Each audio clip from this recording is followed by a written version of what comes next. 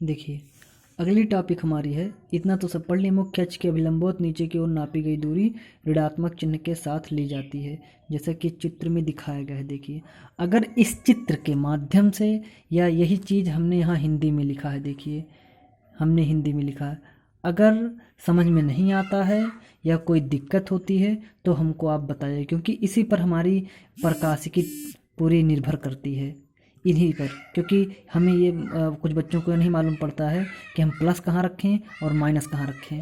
यानी देख लीजिए, इस चित्र को ध्यान से देखिए और फिर हमको बताइए कि ये चीज़ समझ में आया है कि नहीं आया है। ये इसी चित्र का ये हिंदी रूपांतरण है। अब देखिए, दर्पण की फोकस दूरी तथा वक्रता त्रिज्या में संबंध। क्योंकि दर्पण दो प्रकार के होते हैं, अतः इसके लिए हम दो तरीके से इसको प्रूव करते हैं। यह उत्तल दर्पण और अवतल दर्पण दोनों के लिए प्रूफ किया जा सकता है।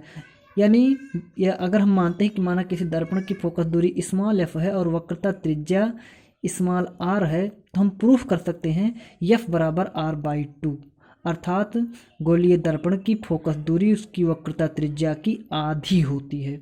गोलीय दर्पण की फोकस दूरी उसकी वक्रता त्रिज्या की आधी होती है। अब हमें सोचना ये, इसका प्रूफ इंटर में नहीं है, इंटर के सिलेबस में इसका डेरिवेशन नहीं है। फिर भी अगर कोई समझना चाहता है या आप लोग पढ़ना चाहते हैं तो हम इसके लिए तैयार हैं। आप हमको लिख करके बता दीजिएगा कि सर समझ में इसका डेरिवेशन हम चाहते हैं, तो हम आपको डेरिवेशन को समझा देंगे, यानी डेरिवेशन खुद करके जो है बता देंगे कि इसका डेरिवेशन ऐसे है, और आपको समझाने का प्रयास करेंगे या समझाएंगे। लेकिन यानी इसका जो प्रूफ है वो इंटर के सिलेबस में नहीं है। जो भी होगा आप हमको बता दीजिएगा।